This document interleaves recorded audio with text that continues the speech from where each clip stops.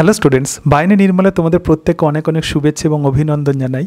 Second সেমিস্টারে 2025 biological সায়েন্সে তোমরা যারা ডেমো ক্লাস নিয়ে চিন্তা করছো, তো তাদের জন্য আমি শুরু করেছি পিজি লেভেলের ডেমো টপিক সিরিজে। আমি আলোচনা করব সিনড্রোম। এই টপিক তোমরা যদি চয়েস করো তাহলে তার ডেমো তোমরা কিভাবে দেবে, খুব কম সময়ের মধ্যে কিভাবে সিনড্রোম অংশ তোমরা উপস্থাপন করবে। এবং এই প্রসঙ্গে বলি যে তোমরা যারা পিজি লেভেলে ডেমো দিতে চাইছো তারা যদি জেনেটিক্স, মলিকুলার বায়োলজি, বায়োটেকনোলজি এই সমস্ত পোর্শন থেকে কোনো টপিক চয়েস করো তাহলে কিন্তু সেটা বেটার হবে। কেন? এর কারণ এই রিজিয়ান্সে প্রধানত যে টপিকগুলো আছে স্টুডেন্টসদের প্রধানত সেই অংশগুলো বুঝতে অসুবিধা হয়। তাহলে তুমি এক্ষেত্রে কম সময়ের মধ্যে তুমি তাদেরকে দেখিয়ে দিয়ে আসতে পারবে তোমার এবিলিটি, যে তুমি এই জায়গার বিভিন্ন টপিকগুলো বোঝো, তোমার ক্লিয়ার কনসেপশান আছে এবং তার সঙ্গে সঙ্গে সহজে তুমি স্টুডেন্টসদেরকে বোঝাতে পারবে। তো সেই জন্যই বলছি যে মলিকুলার বায়োলজি, বায়োটেকনোলজি এই জায়গা থেকে যদি ডেমো টপিক চয়েস করো তাহলে সেটা তুলনামূলকভাবে বেটার হবে। তো যাই হোক, আমি এবার শুরু করছি। দেখো, তোমাকে যদি বলা হয় যে আপনি কোন বিষয়ে ডেমো দিতে চান, আমি তোমাদেরকে বারবার বলছি যে তখন তুমি এমন একটা টপিক বলবে, এই টপিক বলাটা কিন্তু অত্যন্ত গুরুত্বপূর্ণ। তো সেক্ষেত্রে কিন্তু টোটাল সিলেবাস সম্পর্কে তুমি যে ওয়াকিবহাল, তোমার যে ধারণা আছে সেটা তাদেরকে জানিয়ে দিয়ে আসতে হবে। যেমন এক্ষেত্রে আমাকে যদি বলা হয় যে আপনি কোন বিষয়ে ডেমো দিতে চান, তখন আমি বলবো যে স্যার, আমি ক্লাস 12-এর সেমেস্টার 3-তে চ্যাপ্টার 4 অংশে মানুষের ক্রোমোজোম ঘটিত অস্বাভাবিকতা অংশে সিনড্রোম সম্পর্কে আমি ডেমো দিতে চাই। তাহলে এক্ষেত্রে দেখো, ডেমো ক্লাসে যেহেতু সময় কম, তো তোমার মনে হতে পারে যে এত কিছু কি তুমি বোর্ডে লিখবে। দেখো, যেহেতু তুমি এই অংশটা বলে দিচ্ছ, সুতরাং এই পোর্শনটা তোমার বোর্ডে লেখার দরকার নেই। তুমি শুধুমাত্র ক্লাস 12 সিনড্রোম এটা বোর্ডে লিখবে। তাহলে আমি শুরু করছি demo class. Good morning students, তোমরা আশা করি সকলেই ভালো আছো। তো আগের দিন আমরা পেডিগ্রি অ্যানালাইসিস সম্পর্কে পড়েছিলাম। পেডিগ্রিতে আমরা দেখেছিলাম যে বিভিন্ন বংশগত রোগ কিভাবে একটা ফ্যামিলির মধ্যে সঞ্চারিত হয়। তো আজকে আমরা পড়ব আরও একটা অত্যন্ত ইন্টারেস্টিং টপিকস, এবং সেটি হলো সিনড্রোম। আচ্ছা, তোমরা কি কেউ কয়েকটি বংশগত রোগের নাম বলতে পারবে? একদম সঠিক বলেছ। বংশগত রোগ হচ্ছে হিমোফিলিয়া, বর্ণান্ধতা, থ্যালাসেমিয়া আছে। এছাড়া আরও কিছু বংশগত রোগ আছে যেগুলো সম্পর্কে তোমরা আগে শোনোনি। তো সেরকমই 3টি বংশগত রোগ সম্পর্কে আমরা আলোচনা করব, এবং সেটাই হলো সিনড্রোম। তো প্রথমেই বলি যে সিনড্রোম কাকে বলে। সিনড্রোম মানে হচ্ছে কোনো ক্রোমোজোমের সংখ্যার অস্বাভাবিকতার দরুন যখন অনেক রকমের সিমটমস দেখা যায়, তো তখনই তাকে আমরা বলবো সিনড্রোম। তাহলে সিনড্রোম আমরা কাকে বলবো? ক্রোমোজোমের সংখ্যার অস্বাভাবিকতা, অর্থাৎ ক্রোমোজোমের সংখ্যার যদি কোনোভাবে চেঞ্জ হয় অস্বাভাবিকতার জন্য, যখন অনেক বৈশিষ্ট্য যখন দেখা যায়, অস্বাভাবিকতার জন্য যখন বিভিন্ন অ্যাবনর্মাল যখন আমরা বৈশিষ্ট্য দেখতে পাই, তাহলে বিভিন্ন যখন বৈশিষ্ট্য আমরা দেখতে পাই, তো তখনই তাকে আমরা বলবো সিনড্রোম। বিভিন্ন পোর্শন তোমরা যদি টার্মগুলো যদি ইংরাজিতে যদি একটু পড়ে রাখো তাহলে তোমাদের সুবিধা হবে, বুঝতে সুবিধা হবে, এবং সেই কারণের জন্য কিছু কিছু টার্ম আমি এখানে ইংরাজিতে লিখব। তাহলে দেখো, সিনড্রোম বুঝতে গেলে আগে আমাদের প্রথমে কিছু টার্ম সম্পর্কে জানতে হবে। যেমন আমরা জানি যে কোনো স্বাভাবিক মানুষের দেহকোষে প্রধানত যে ক্রোমোজোম থাকে সেটা ডিপ্লয়েড সেটে থাকে, অর্থাৎ ক্রোমোজোমগুলো এইভাবে এরকমভাবে থাকে। দেহকোষের মধ্যে যে ক্রোমোজোমগুলো সেগুলো ডিপ্লয়েড সেটে থাকে। এখন যদি কোনোভাবে এই ডিপ্লয়েড সেটের মধ্যে একটা ক্রোমোজোম যদি অনুপস্থিত থাকে তাহলে কিন্তু সিনড্রোম দেখা যায়। আমরা কি দেখেছিলাম? ক্রোমোজোমের অস্বাভাবিকতার জন্য। সুতরাং এক্ষেত্রে যদি একটা ক্রোমোজোম যদি না থাকে, ডিপ্লয়েড থেকে যদি একটা ক্রোমোসোম যদি না থাকে, তখন তাকে আমরা বলবো মোনোজমিক। তাহলে দেখো 2n-1 এই অংশ যেগুলো লিখছি এগুলো তোমরা অবশ্যই লিখে নেবে, এখান থেকে প্রচুর এমসিকিউতে প্রশ্ন দেওয়া হয়। আবার দেখো, যদি দুটো ক্রোমোজোম যদি অনুপস্থিত থাকে তো তখনই তাকে আমরা বলবো নালিজমিক। তাহলে দেখো 2n-2 যদি দুটো ক্রোমোজোম যদি অনুপস্থিত থাকে তখন তাকে আমরা বলবো নালিজমিক। আর ট্রাইজমি কাকে বলে? তাহলে ট্রাইজমি কাকে বলে? দেখো, ট্রাইজমি মানে কি? এক্ষেত্রে যে 46 ক্রোমোজোম থাকে, মানে 23 পেয়ার্স অফ ক্রোমোজোম থাকে, তো তার সঙ্গে যদি আর একটা এক্সট্রা ক্রোমোজোম যদি যুক্ত হয় তো তখনই তাকে আমরা বলবো ট্রাইজমি। নালিজমি, ট্রাইজমি ইত্যাদি। তো প্রথমেই বলি যে ট্রাইজমি তোমাদের সিলেবাসে কোন ধরনের সিনড্রোম আছে। তো ট্রাইজমির এক্সাম্পলে যেটা আছে তো সেটা হচ্ছে ডাউন সিনড্রোম, এবং তার সঙ্গে সঙ্গে ট্রাইডোমির সঙ্গে আছে ক্লাইনফেল্টার সিনড্রোম। তাহলে দুটো সিনড্রোম আমাদের ট্রাইজমিতে আমাদেরকে পড়তে হবে, একটা ডাউন সিনড্রোম আর একটা ক্লাইনফেল্টার সিনড্রোম। আর নালিজমিতে আছে প্রধানত টার্নার সিনড্রোম। নালিজমিতে কি আছে? Turner syndrome.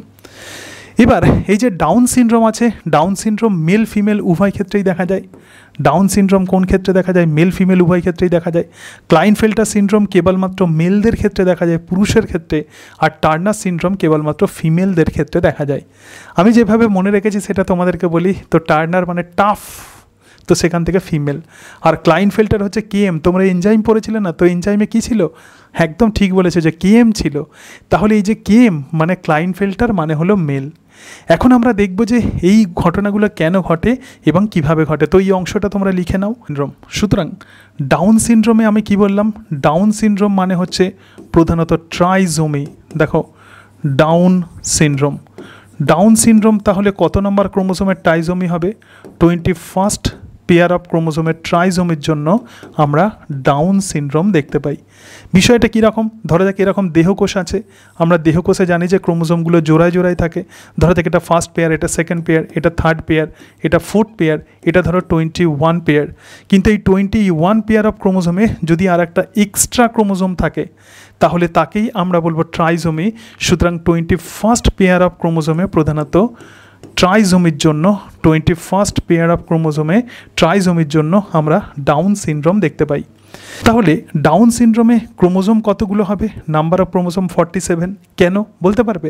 একদম সঠিক বলেছ, কারণ আমরা দেহকোষে জানি যে 46 ক্রোমোসোম আছে। সুতরাং একটা ক্রোমোসোম এক্সট্রা হয়ে গেল, তাহলে এখানে 47 ক্রোমোসোম থাকবে। এবং তার সঙ্গে সঙ্গে জেনোটাইপ কি হবে? জেনোটাইপ এটা হবে 44-এ 44টা অটোজোম। আচ্ছা, এক্ষেত্রে তাহলে কি হবে? দেখো, জেনোটাইপ 44-এ অটোজোম এবং তার সঙ্গে সঙ্গে সেক্স ক্রোমোজোম থাকবে XY, তাই তো? সুতরাং 44টা অটোজোম এবং সেক্স ক্রোমোজোম থাকবে XY, ঠিক আছে? আচ্ছা, বাহ, তুমি একদম সঠিক বলেছো। এটা নয়, কারণ 44টা অটোজোম তো নর্মাল, আর 21 নম্বর ক্রোমোজোম যেহেতু অটোজোম, তাহলে এখানে কতগুলো ক্রোমোজোম থাকবে? 45 অটোজোম এবং সেক্স ক্রোমোজোম স্বাভাবিক থাকবে, ঠিক আছে? কতগুলো ক্রোমোজোম হলো? 45টা অটোজোম প্লাস XY মানে 47টা। আবার দেখো 45A প্লাস XX, ঠিক আছে? সুতরাং এটাই হচ্ছে টার্নার সিনড্রোমের জেনোটাইপ। প্রচুর পরীক্ষাতে প্রশ্ন দেওয়া হয়। তাহলে টার্নার সিনড্রোমে কী কী ক্যারেক্টারিস্টিক ফিচার্স আমরা দেখতে পাই? এক্ষেত্রে যে শিশুরা হয় তাদের মুখটা অনেকটা গোল হয় এবং তাদের জিহ্বাটা অনেকটা মোটা হয়। যেহেতু জিভ মোটা হয় সেই জন্য তারা সবসময় জিভ বের করে থাকে এবং তার সঙ্গে সঙ্গে তাদের চোখেতে একটা খাঁজ দেখা যায়। তো তাকে আমরা বলবো এপিক্যান্থিক সিজার। তো সেক্ষেত্রে আমরা চোখেতে দেখতে পাই। আর হাতের তালুতে একটা খাঁজ দেখা যায়, তো তাকে বলা হচ্ছে সিমিয়ান রিজ। তো সেটাও আমরা হাতেতে দেখতে পাই। তো এই চারটেই হচ্ছে প্রধানত ইম্পর্ট্যান্ট ফিচার্স ডাউন সিনড্রোমের। এবং ডাউন সিনড্রোমের যে শিশুরা তাদের কিন্তু আইকিউ অনেক কম হয়, অর্থাৎ এরা জড় বুদ্ধি সম্পন্ন শিশু হয়। তো এই বিষয়গুলো তোমাদেরকে মাথায় রাখতে হবে। এরপরে আমরা যেটা দেখব সেটা হচ্ছে টার্নার এবং ক্লাইনফেল্টার সিনড্রোম। আচ্ছা, টার্নার এবং ক্লাইনফেল্টার সিনড্রোম আমি দুইভাবে লেখার চেষ্টা করছি, দুটোভাবে, তাহলে তোমাদের বুঝতে খুবই সুবিধা হবে। দেখো, এক্ষেত্রে আমি লিখছি টার্নার সিনড্রোম এবং তারপরে তোমাদেরকে দেখাবো যে কীভাবে টার্নার এবং ক্লাইনফেল্টার সিনড্রোমের উৎপত্তি ঘটে। সুতরাং দেখো, টার্নার সিনড্রোম এবং ক্লাইনফেল্টার সিনড্রোম, ঠিক আছে? তো এদের ক্যারেক্টার কিন্তু প্রচুর পরীক্ষাতে প্রশ্ন দেওয়া হয়। তো এক্ষেত্রে দেখো, টার্নার সিনড্রোম হেনরি টার্নার আবিষ্কার করেছিলেন। প্রধানত আমরা জানি যে 13 থেকে 19 বছর বয়সের মধ্যে ফিমেলদের মেনস্ট্রুয়াল সাইকেল শুরু হয়ে যায়। কিন্তু এক্ষেত্রে এই যে টার্নার যারা ফিমেল আছে, তো তাদের ক্ষেত্রে কোনো রকম মেনস্ট্রুয়েশন হয় না। সুতরাং এক্ষেত্রে কিন্তু কোনো রকম মেনস্ট্রুয়েশন হয় না, তার মানে তাদের কোনো রকম মাসিক যৌন চক্র হয় না। আমি আগেই বলেছি যে আমি ইংরাজিতে এই কারণের জন্য লিখছি, কারণ ইংরাজি টার্মগুলো তোমাদেরকে একটু জানা দরকার। তো সেই জন্যই আমি ইংরাজিতে লিখছি। সুতরাং এক্ষেত্রে কোনো রকম মেনস্ট্রুয়েশন দেখা যায় না। এবং এর সাথে সাথে এরা যদিও ফিমেল, তবুও এদের ডিম্বাশয়ের ডেভেলপমেন্ট হয় না, ঠিক আছে? এদের কি হয় না? এদের ঠিকঠাক ডিম্বাশয়ের ডেভেলপমেন্ট এক্ষেত্রে হয় না। তার মানে আমরা জানি যে স্ত্রীদের ক্ষেত্রে মুখ্য যে জননাঙ্গ সেটা হচ্ছে ডিম্বাশয়। তো ডিম্বাশয়ের যদি ডেভেলপমেন্ট না হয় তাহলে ফেমিনাইন বিভিন্ন ক্যারেক্টারগুলো আমরা দেখতে পাবো না। এবং তার সঙ্গে সঙ্গে ব্রেস্টের, দেখো, ব্রেস্টের ডেভেলপমেন্ট হয় না, বা স্তনগ্রন্থির এক্ষেত্রে কিন্তু ডেভেলপমেন্ট হয় না। অর্থাৎ এই ফিমেলদের বডি অনেকটা শিল্ড চেস্ট হয়, ঠিক আছে? Shield chest. তো এটাই হচ্ছে এদের টার্নার সিনড্রোমের বৈশিষ্ট্য। এবং টার্নার সিনড্রোমের তাহলে জেনোটাইপ কী হবে? প্রচুর ইম্পর্ট্যান্ট। দেখো, টার্নার সিনড্রোমের জেনোটাইপ তোমাদের বলেছিলাম যে টার্নার সিনড্রোম কী কারণের জন্য হয়। এটা প্রধানত মোনোজমি।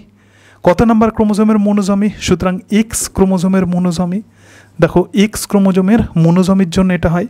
সুতরাং এক্ষেত্রে তাহলে জেনোটাইপ কী হবে? দেখো 44A অটোজোম যেমন আছে তেমন থাকবে, কিন্তু X+0, সুতরাং একটা এক্স ক্রোমোজোম এদের অ্যাবসেন্ট থাকে। যেহেতু এটা অ্যাবসেন্ট আছে সেই জন্য আমি এটাকে তীর চিহ্ন দিয়ে লিখেছি, একটা এক্স ক্রোমোজোম অ্যাবসেন্ট থাকে।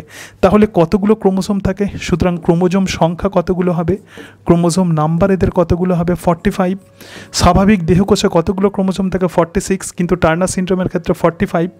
এবং এর সঙ্গে সঙ্গে কোনো রকম বার বডি থাকে না, অর্থাৎ এই যে এরা ফিমেল কিন্তু তবুও এদের কোনো রকম বার বডি থাকে না। ঠিক আছে, আচ্ছা এবারে আমরা চলে আসবো ক্লাইনফেল্টার সিনড্রোমে। দেখো ক্লাইনফেল্টার সিনড্রোম তোমাদের বলেছিলাম এটা প্রধানত মেল হয়, তাহলে টার্নার সিনড্রোম প্রধানত কাদের হবে? এটা হচ্ছে ফিমেল।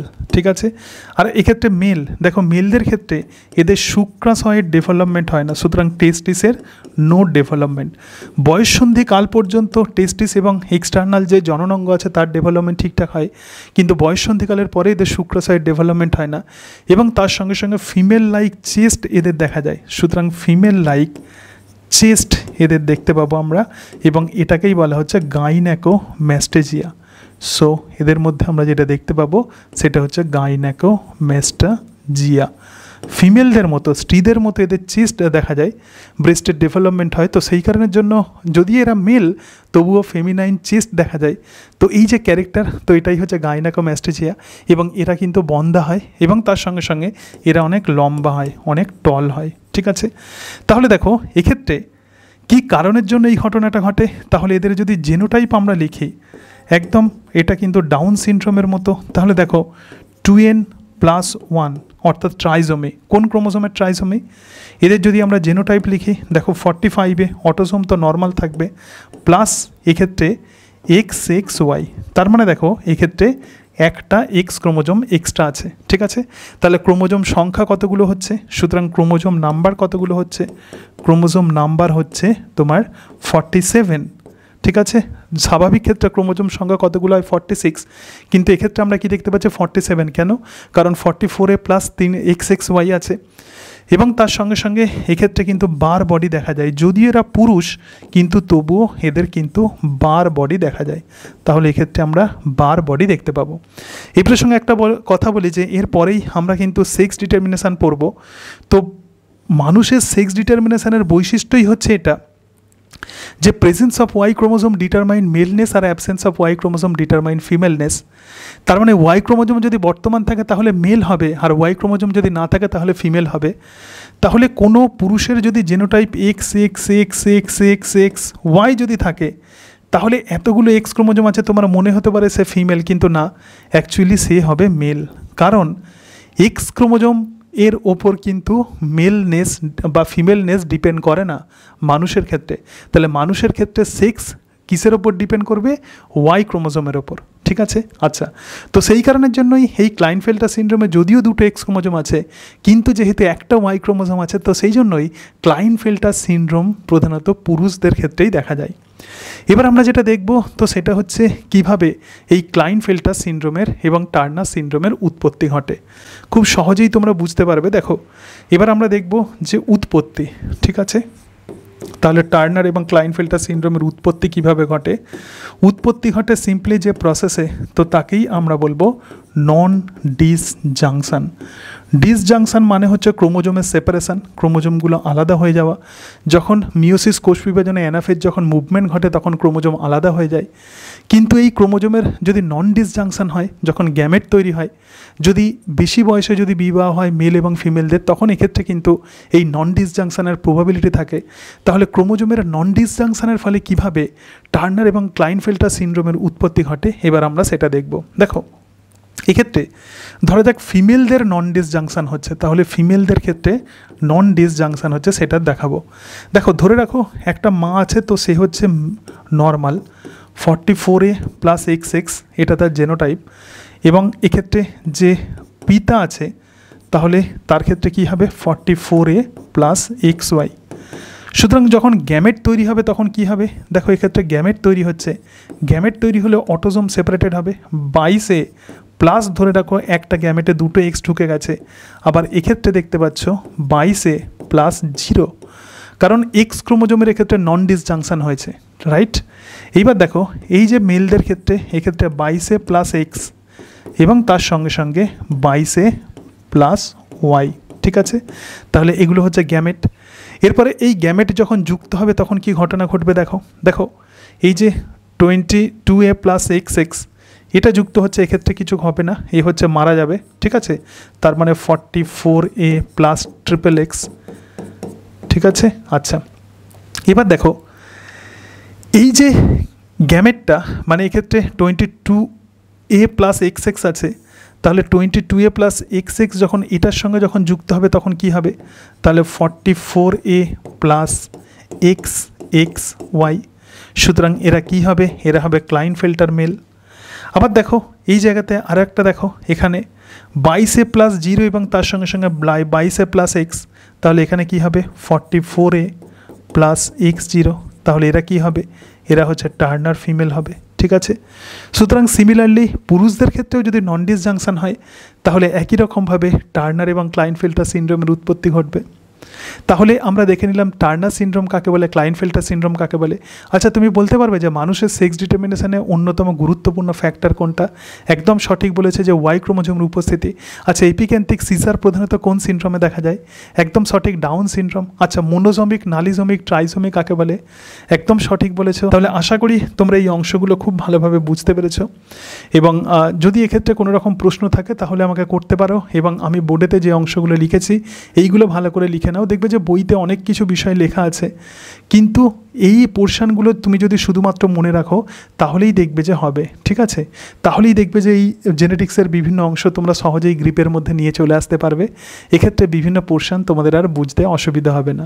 এবং আমি যে অংশগুলো লিখেছি যে কোনো প্রশ্ন তোমরা যদি দেখো তাহলে দেখবে যে সমস্ত জায়গা কিন্তু আমার লেখা থেকেই পেয়ে যাবে। যে বংশগতির নীতি এবং তার সঙ্গে সঙ্গে প্রকরণ যে চ্যাপ্টার আছে, একদম এক্ষেত্রে শেষ টপিক ছিল এই সিনড্রোম, তো সেটা শেষ করলাম। এর পরের দিন আমরা আরও একটা নতুন চ্যাপ্টার অর্থাৎ চ্যাপ্টার 5 শুরু করব, মলিকুলার বায়োলজি শুরু করব। সকলে ভালো থেকো। So thank you.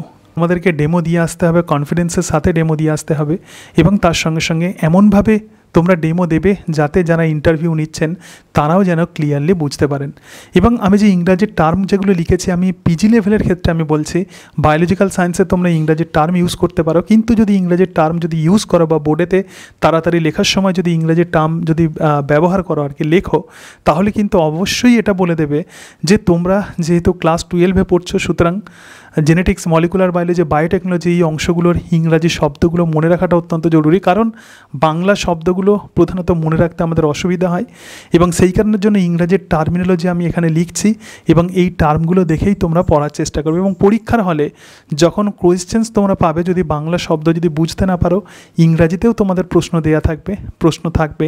সুতরাং দাগ নাম্বার দেখে ইংরাজিতে সেই টার্মগুলো দেখে নিয়ে তারপরে তোমরা উত্তর লিখবে, তাহলে দেখবে যে তোমাদের আর পরীক্ষাতেও অতটা প্রবলেম হবে না। তো এই বিষয়টা কিন্তু অবশ্যই বলে দিয়ে আসতে হবে, কারণ মনে রাখবে যে তুমি বেঙ্গলি মিডিয়ামের টিচার হতে যাচ্ছ, তাহলে বোর্ডেতে তোমাকে বাংলাতেই লিখতে হবে। কিন্তু পিজি লেভেলে আমার যেটা ধারণা যে এক্সপার্টরা এক্ষেত্রে তুমি যদি ইংরাজিতে লেখো তাহলে সেক্ষেত্রে তারা যে নাম্বার কাটবে না, আমার মনে হয় যে সেরকম কাটবে না। অন্তত আমি থাকলে তো সেটা করতাম না, কারণ যেহেতু সময় খুব লিমিটেড, তো সেই কারণের জন্য ইংরাজিতে সহজেই লেখা যায়, এটা অস্বীকার করার উপায় নেই। তো সেই হিসাবে যেহেতু টাইম খুব কম, তোমরা ইংরাজিতে লিখে, কিন্তু সেটা কিন্তু আমি বারবার বলছি এটা কিন্তু অবশ্যই বলে দিয়ে আসবে, ঠিক আছে, যে তোমাদের ইংরাজি শব্দগুলো জানা দরকার, এটা কিন্তু অবশ্যই সেখানে বলে দিয়ে আসবে। তো যাই হোক, আশা করি টোটাল বিষয়টা তোমরা বুঝতে পারলে। এর পরের দিন আরও একটা ডেমো ক্লাস নিয়ে আলোচনা করব।